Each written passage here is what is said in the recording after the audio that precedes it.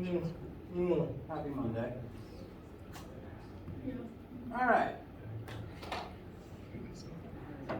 Today is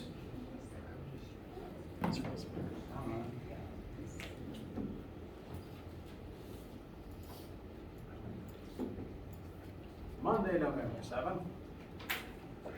This week we will be continuing on in our rotation sections. There is no homework due tonight or even on Wednesday. I put all the Chapter 7 and 8 homework to be due next week. I'm kind of just treating it as all as one big thing. There's technically 2 separate assignments listed for 7 and 8, but I've shortened both of them to be about 5 questions each. So think of it as a 2 parts of 5 as opposed to 1 part of 10. It's just all one big rotation thing, and I encourage you to be working on looking at both of them. This week in lecture we're closing out our rotation stuff. Today we'll be talking about more about centripetal force and also tying in gravity to describe how things orbit in space. In lab this week we'll be talking about torque, and on Wednesday we will tie in angular kinetic energy and momentum as well. So I fully plan on us to be done with concepts for the rotation stuff by Friday, and therefore I will be making sure that test prep stuff for the test during lab next week will also be available for you in the coming days, which we will spend time looking over on Friday of this week and also during class time next week. So the way that test week will work, once again, is class times will be review, which would be optional, especially if you've already taken the test. Like if you take it on Monday or Tuesday, then you don't need to come Wednesday. Class times will just be review sessions, and the test itself will be done in the lab times as before. And you can trade around lab times as you need to, since it's the same test each day of the week. Then we've got Thanksgiving, and then we have about a week back to talk about a little bit about sound and to start reviewing for the final. Questions, thoughts, needs, concerns, opinions at this time?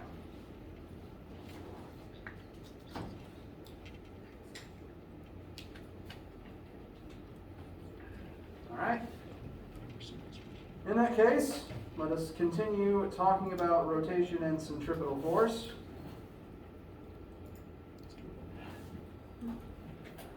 During our last lecture and also during lab last week, we talked about centripetal force, looked at the formula for it. Centripetal force refers to the idea that for one object to begin turning and orbiting around a central point, some amount of force is needed to literally continuously force it to turn and continue turning. Any force could serve as a centripetal force. Tension if you're swinging something by a rope, gravity in space, all sorts of things. And because when force acting on mass causes acceleration, centripetal force causes centripetal acceleration. With all this in mind and with the formula on the board, we're going to begin with a light sample question. I will describe all of the pieces to you, but I'm going to give this one to you guys to work on your own for a couple of minutes. Think of it as just a quick homework assignment, ungraded, very quick. And we'll just see what answers you guys are able to come up with. To describe the situation, we have a fighter jet, mass of 2,000 kilograms, flying at Mach 2. Mach 2 means twice the speed of sound. Speed of sound in meters per second is 343, so double that is 686 meters per second. So very, very fast, and typically it's rather dangerous to turn while you're flying an aircraft that fast. You may or may not have heard about profound amounts of G-force on pilots as they turn very fast planes. That is what's going to be happening here. In order to turn a plane since you're not on the ground and can't rely on friction to turn you, the way that planes turn is they have to tilt their entire body and also flaps on their wings and tails to change the direction that force from the air is applied to the plane's body.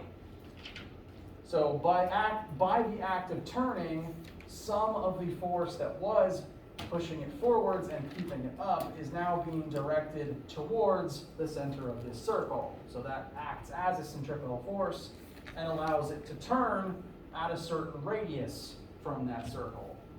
You've heard the word turning radius before. Here's why. The plane, with its mass moving at a specific speed, will have a certain amount of turning radius. The turning radius will be a certain size based on the amount of centripetal force the plane and the pilot are able to handle. Because however much force the plane is under, the pilot inside is too. Or at the very least, the acceleration the plane is subject to, the pilot inside is also subject to. The plane in this case can withstand, plane pilot system, can withstand a force of 17,000 newtons, which is a lot. Depending on the mass of the human, that might be about 17 Gs. Most people top out at 9. And so that's going to be the maximum centripetal force that this system can handle. That will be the centripetal force in this scenario. So given all this information, mass, velocity, and centripetal force, and the formula for centripetal force, what would the jet's turning radius be trying to turn at this speed with that much force? Give you guys a couple minutes, and we'll check your answers in a sec.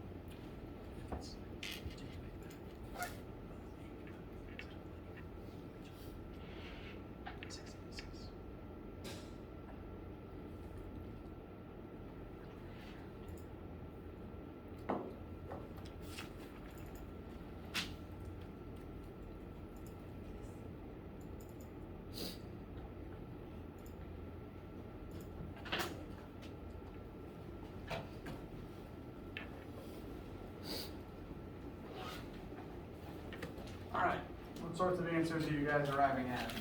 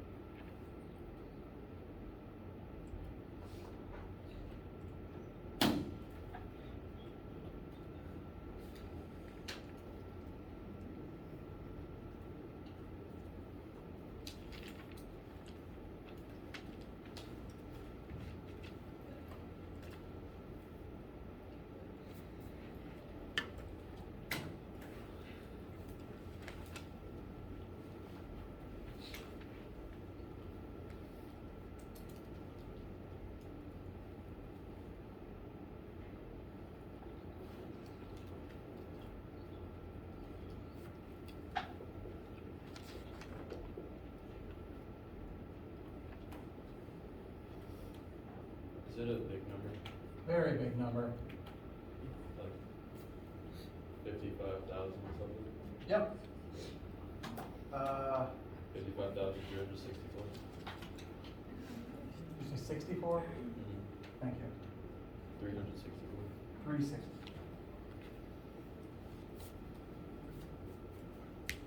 You want the decimals too?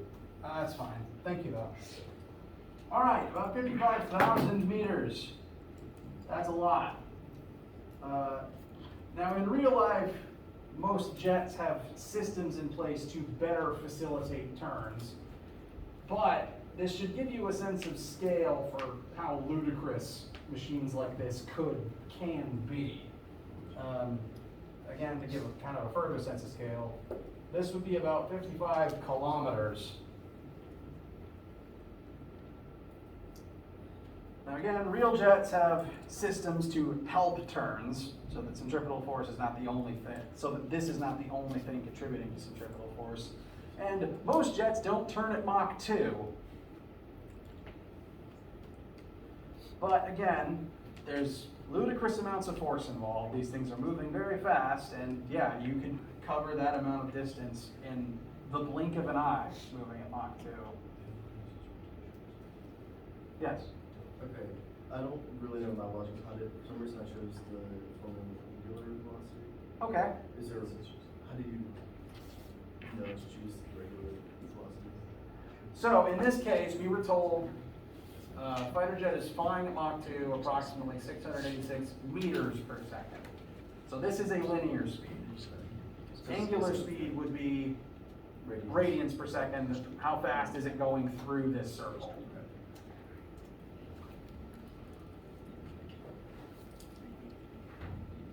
Questions about this one for right now?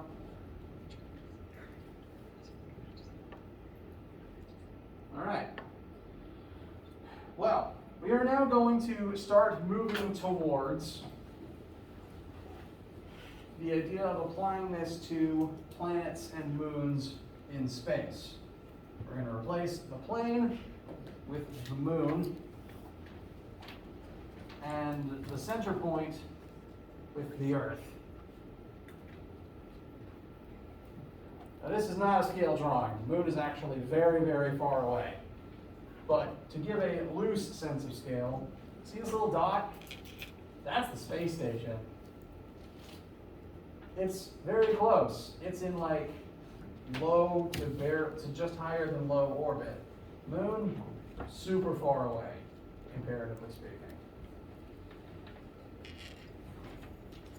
Now, we've said that some force has to serve as the centripetal force. In the case of a plane turning, that would be redirected air resistance, basically. The wings turn to redirect normal thrust into centripetal force. Here, in space, the force of gravity is going to serve as centripetal force. Specifically, the force of gravity the Earth exerts on the moon. So the Earth is going to constantly try to pull the moon towards it, but the moon has its own forward-pointing velocity.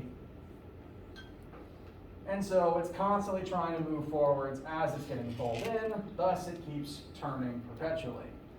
Secretly, it's basically falling the entire time, and that is also true of the space station as well.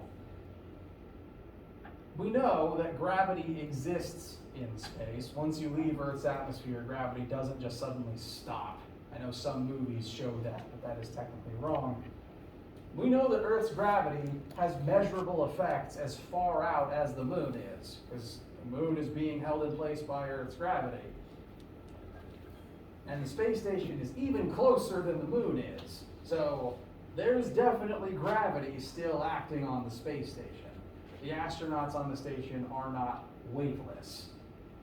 They're just falling constantly, forever. Basically, they're falling at such a speed that they keep missing the planet and going around it forever. So the weightlessness you would experience on the space station is not actual zero-G. It's like the weightlessness you would get on one of those plane tours where a plane takes you up high and then nosedives, and then you can kind of float weightless around the padded cargo area. That's the type of weightlessness the astronauts get, just, constantly. So gravity exists in space, but gravity is definitely weaker the farther away from an object you are. Bless you. So if we wanted to compare centripetal force to gravity for the case of the moon orbiting the Earth, we would not be able to calculate the force of gravity the Earth exerts on the moon just using our old classic method of mass times 9.8. Because that 9.8 hinges on the object being on Earth's surface. And you don't want the moon to be on Earth's surface. This number only works on Earth's surface, and the moon is very far away. So we need a different method for figuring out what the force of gravity between the Earth and the moon is. As a result, we have Newton's universal law of gravitation. The gravity stuff we've been doing so far, this is baby mode. This is just very specifically how to find the weight of an object that is on Earth's surface. This is the formula that came from. This formula lets you calculate the gravity between any two objects anywhere in the universe.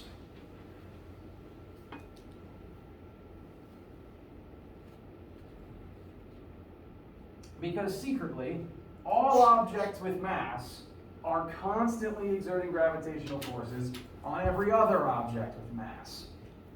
That includes the Earth on you, that includes the Earth on all your stuff, but that also includes your own innate gravitational field acting on everything around you. And the sun's gravitational field acting on everything around us, and even Pluto's gravitational field acting on you, technically speaking.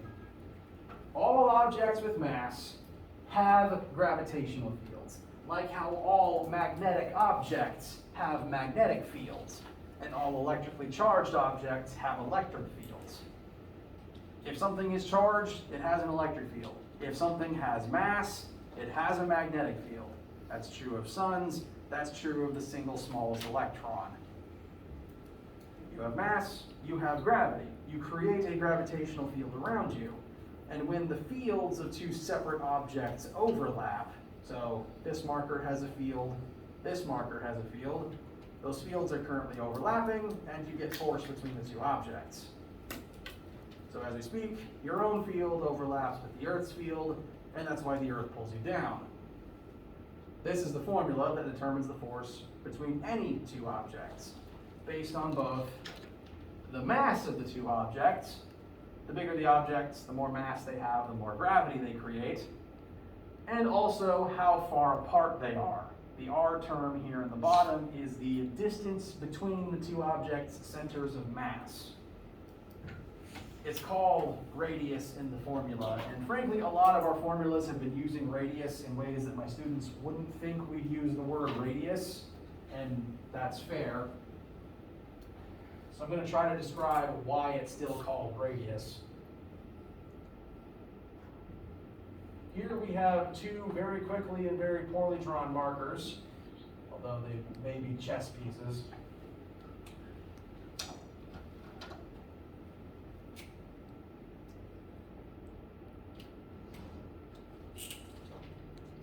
And each of these two objects has mass and therefore is creating a gravitational field.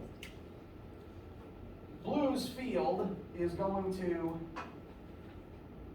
radiate outwards in a circle shape in all directions. All gravitational fields are like this, including your own. And that field is going to overlap with the mass of red.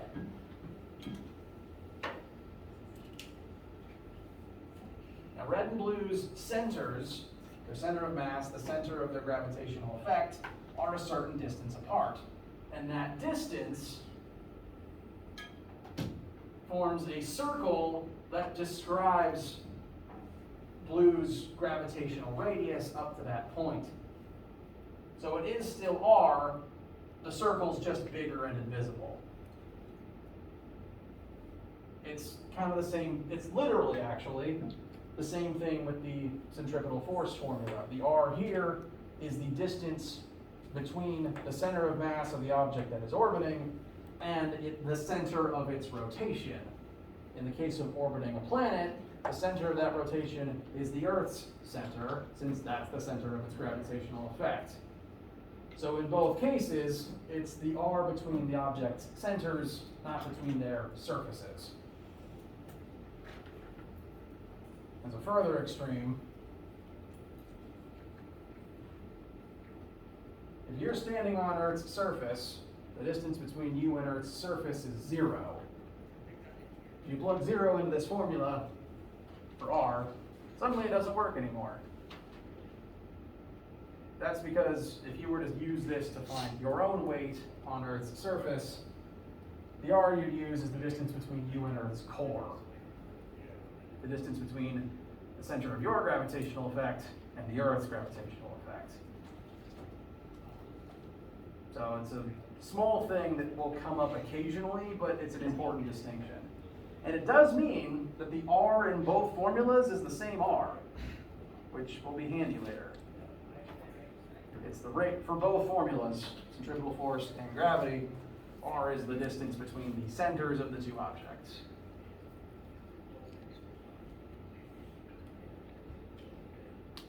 So, all objects, big or small, no matter how far apart they are, exert gravity upon each other. The more mass you have, the more gravity something exerts, and the further apart two things are, the weaker the gravity gets. Note again, R is on the bottom and also squared on the bottom. So the bigger R is, the smaller the gravity gets.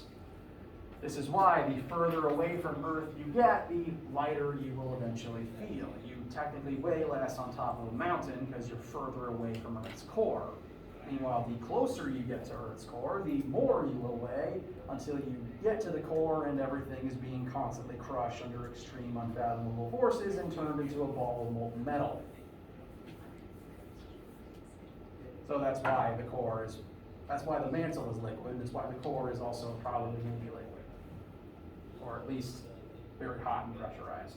We think the core might be solid. That's not important right now. What's important is just knowing how the various factors affect this formula. Mass of the two separate objects, because you do need two, and R, distance between their centers. The other term here is that big G. That is the universal gravitational constant, which is just this number. It's nothing you have to memorize. It'll always be listed with the formula. It's just a freebie that it exists to scale the masses and the radii into the correct final answer. You don't have to memorize the number. You certainly don't have to memorize its unit. It's just the number you put in this formula, and it will always be on your formula sheet.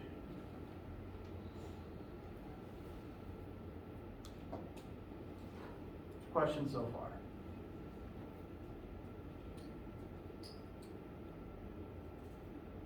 All right.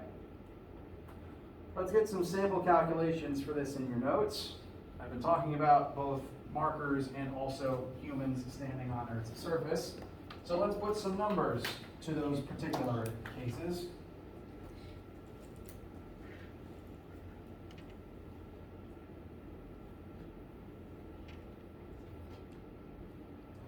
Let's find the gravitational force between two markers, 10 grams apiece, that are 10 centimeters apart. So, just this. You think this is going to be a very big answer? Nah.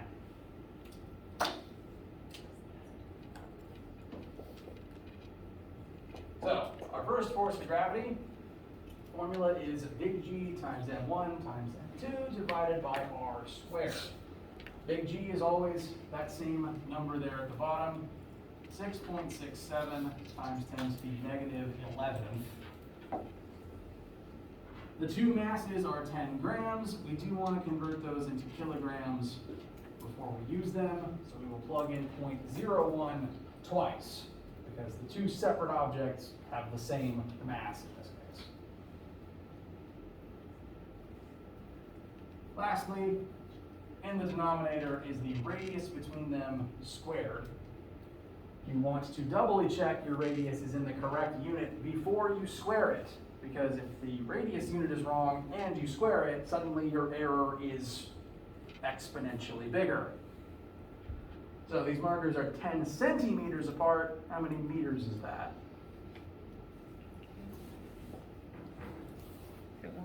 0.1, very good. So we will put 0.1 into the R slot, and then we will square that. The way I write this formula with all the parentheses is how I'd recommend putting it into your calculator. You want to make sure that all of the times 10 to those and all of the squareds are applied to the correct numbers. I've seen several times a student leave off these parentheses down there on the bottom term. And again, your calculator is real dumb. It doesn't know any better. So if you did it like this, there's a chance it would divide by 0.1 and then square your overall answer, which is wrong. So I put parentheses around the whole thing to make sure it squares the 0.1 and then divides. Let me know what sort of answers you guys are getting as you are careful with your parentheses. Bless you.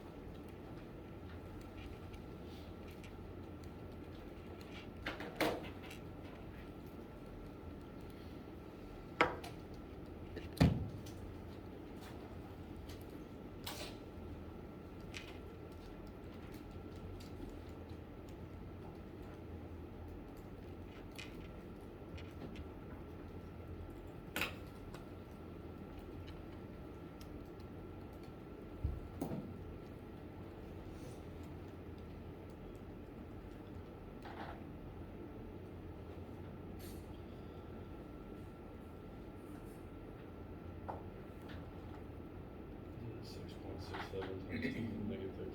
It is, in fact. Well done. And since we're back in force, this is in units of newtons. That, academically speaking, is very small. This is like femtonewtons level of small. This is not enough force to make one of your arm hairs twitch. You will never feel this. So you will never reasonably detect gravity from a marker. Basically every other object in your vicinity that isn't the planet itself will have gravity at about this scale. Even a truck with like 10,000 times the mass would only have 10,000 times the gravity, which would be times 10 to the negative 8th instead of the 13th. That's still nanonewtons. So yeah, the only gravity that you will meaningfully interact with in your life, unless you're signed up for a Mars mission I don't know about, is that of the Earth under you.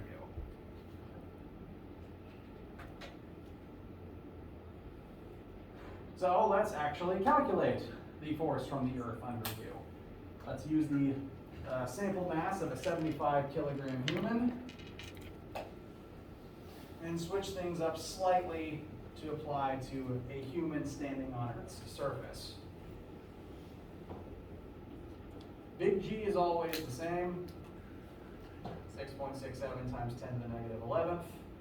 We've got 75 kilograms for the human, and the current estimate for the mass of our planet is 5.98 times 10 to the 24th kilograms.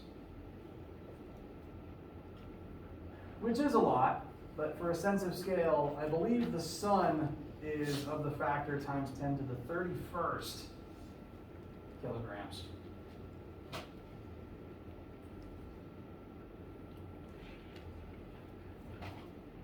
So, we'll plug in these two alternate masses. We also need to use a different radius, because again, you standing on Earth's surface, the distance between your center of mass and the Earth's center of mass is the radius of the planet. Best guess for the average radius of the Earth, 6,378 kilometers. That does change a little bit based on what part of the Earth you're standing on, but that's the academically accepted average. And we want to convert that again into meters before we square it. Because if we don't, your answer could be off by a factor of 1 million.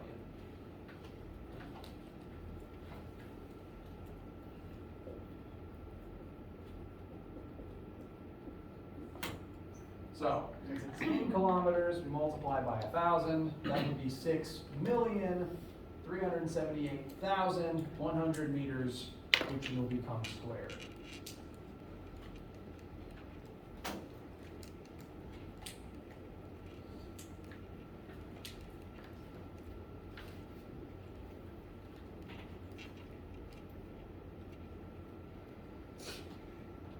This answer will be bigger than the last one in the scale of the hundreds, just to give you an idea.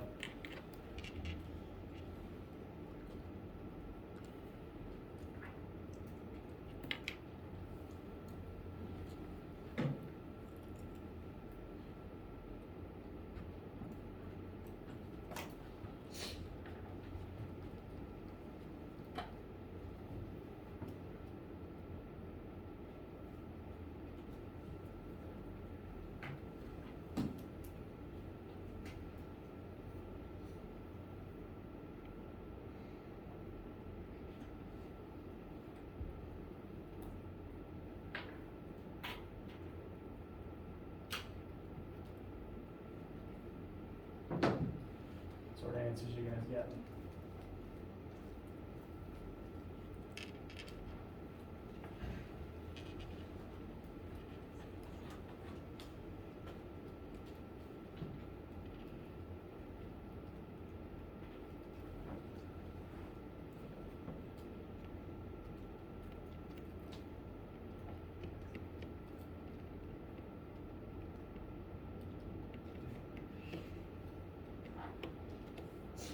735.37. Very good. I'm going to cut that off at 735. Well done. That is a human weight. That would be the weight of the human on Earth's surface. This is coincidentally the same number you get multiplying the human's mass times 9.8. It's actually not a coincidence, it's entirely on purpose. Question? Yeah, just because I missed it, why did you change it to 6,378,000? That's because it was listed in kilometers, and all of our formulas are designed to take meters. Okay. And And you especially want to make sure your units are converted before you square or square root them, whatever the formula has in mind.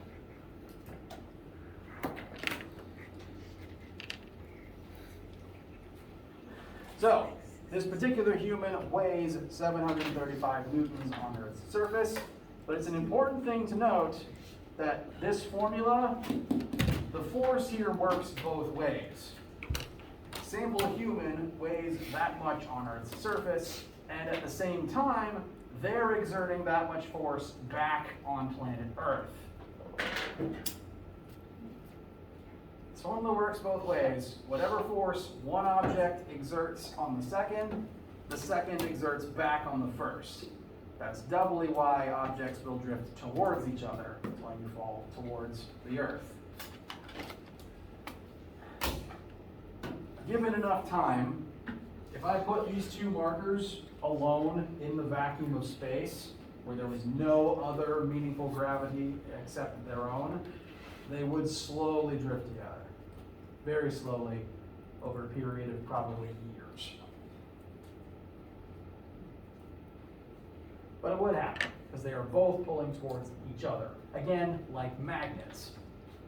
One magnet pulls on the second one pulls back on the first. Secretly, gravity and magnetism and electricity are all very similar to one another, and you will explore those reasons in 1510 if you take it. Questions?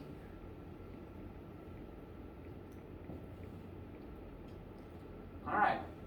So with this formula utilized, we will now actually apply it to calculate the moon's orbit. Since the moon's not on Earth's surface, we need to use the gravitational formula to figure out what the force on the moon from the Earth would actually be at its distance from the planet.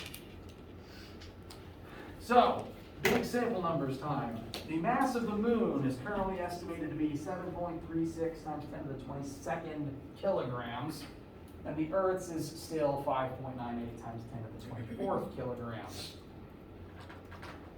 Earth's only got about 100 times more kilograms of mass, 100 times as much mass as the moon itself, which, if you think that's nuts, again, consider that the sun is like almost 1 million times more mass. And the distance between, the Earth and Moon, this number also fluctuates, but for our math today, we can accept the sample number of 384,000 kilometers apart. I will also assure you, because of the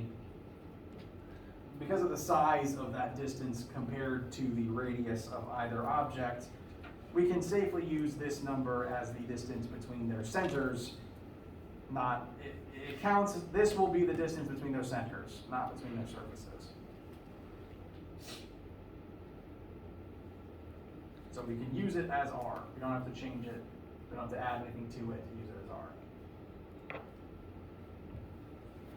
And we are going to use all of this information to figure out the speed of the moon. Because in order to maintain its orbit, it has to be moving at a specific velocity in order to do so. Any slower and it crashes to Earth, any faster and it drifts away. And then our tides are messed up.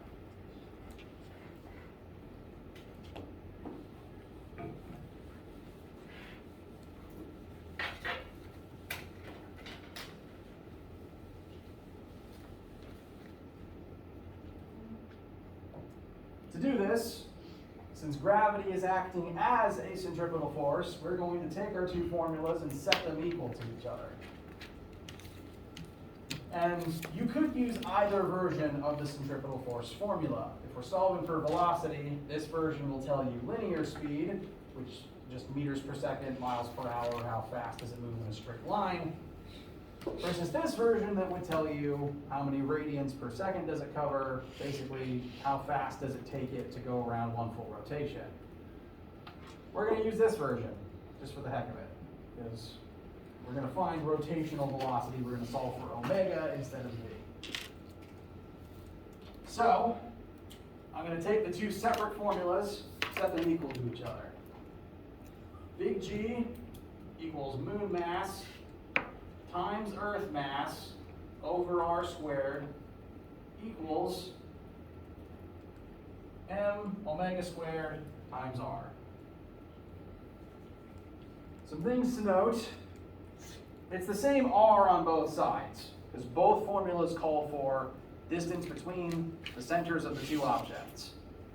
So we can put the same number in both slots. That's nice.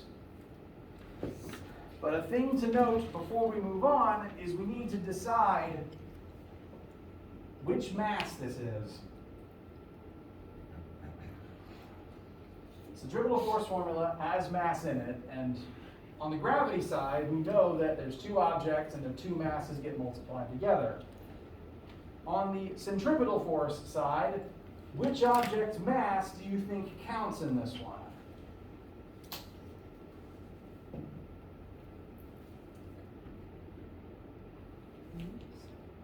It's the moon's. Because the moon is the object that is being acted upon by a centripetal force, and the moon is the thing that is doing the orbiting. So this is affecting the moon. It's the moon's velocity, it's the moon's distance from the Earth, so it's the moon's mass. That will go on the centripetal side. So I will further label this mass moon.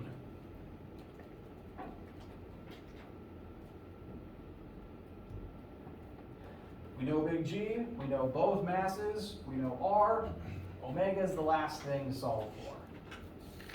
And even though there's a lot of big numbers here, and there will continue to be large numbers when you work an example like this on the homework and eventually on the upcoming test, what's neat here is that a few things cancel out and combine, whether you do the angular version or the linear version.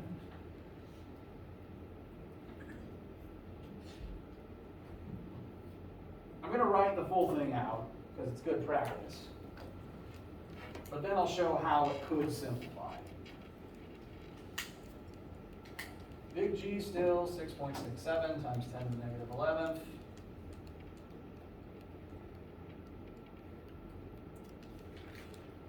Mass moon is 7.36 times 10 to the 22nd. Mass Earth is 5.98 times 10 to the 24th. Distance between them is 384 kilometers. That needs to be meters. So I'm going to write it as 384 million and then square it. On the right side, we've got moon mass, the currently unknown omega squared, and another instance of R.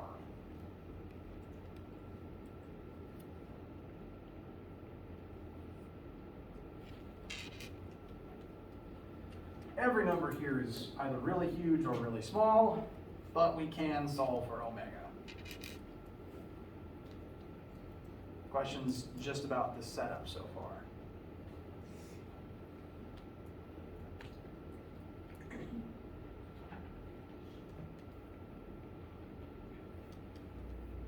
All right. Now from here you can simplify however you want, but I do want to note a few handy things that might make your life easier. One, R is the same on both sides. It's the same number. And to get omega by itself, we're going to have to divide R over into the denominator of the left side. So that would be R squared times R again, which would be just R to the third. This would be slightly different if we were doing the linear version, because R is in the denominator here, so that would actually just simplify. And it'd simplify in a different way, but it would still simplify. The other thing to note is, both sides have moon mass in the numerator. I'm writing it here because it's good to be thorough, and because it might not always work this way, but the moon mass just cancels the way that we've written it here. This means that no matter what the object's size, no matter what the object's mass is, it would have to move at the same speed to keep the same orbital radius. It just falls out of both sides, or it can at least.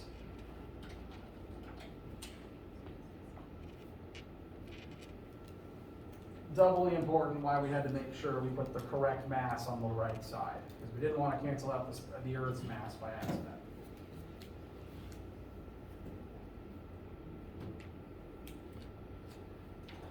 So I'll write what I would do on my work as a simplified version. Omega equals square root big G times Earth mass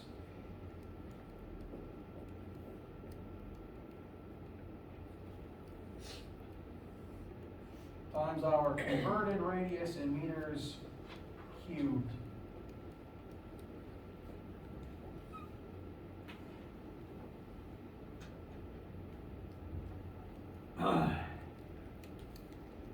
I'll admit, something about the gravitational formula that can get frustrating is just how big all the numbers tend to be, and they tend to create either really big answers or really small answers, which is why, again, correct order of operations in your calculator and liberal application of parentheses is very useful.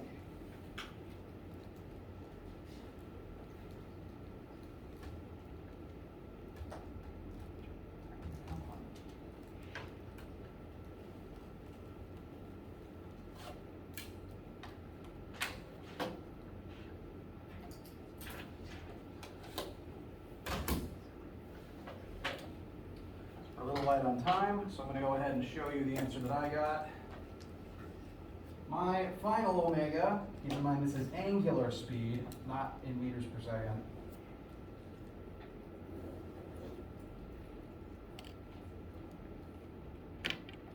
is 2.65 times 10 to the negative 6th radians per second. That's kind of slow. But that's slow angularly speaking. Linearly speaking, the moon is booking it, just like the Earth is. Moon is moving at several times the speed of sound if we were to convert that angular answer into its linear counterpart. Again, to do that, we would take the angular answer, multiply it by the radius, and you get a pretty big linear speed for the moon. Angularly, it's slow though, because it takes the moon a very long time to do a full lap around the Earth. Specifically, if we were to actually calculate that time, which we don't really have time for right now, it'd come out to about 27 days. So this is the angular speed that represents one full rotation about every month. So that is why this particular answer turned out very slow, even though the moon is, I assure you, very fast. Moon's going at least Mach 1.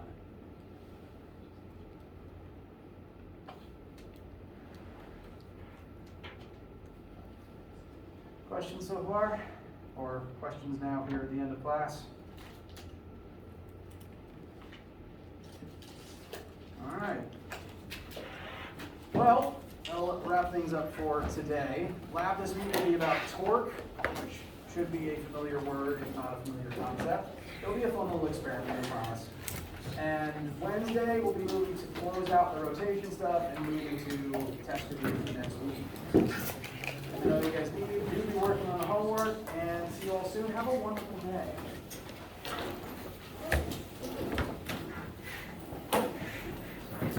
When is this chapter? Sorry? When is this chapter?